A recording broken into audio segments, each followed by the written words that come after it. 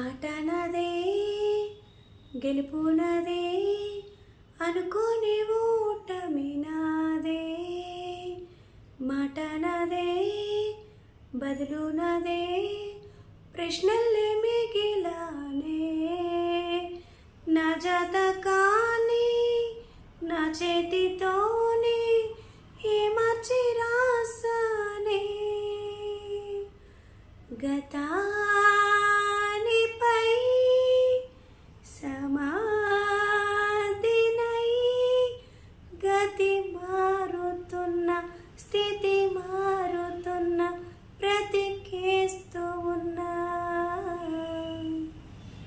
ప్రాణంలో ప్రాణంగా మాటల్లో మౌనంగా చెబుతున్నా.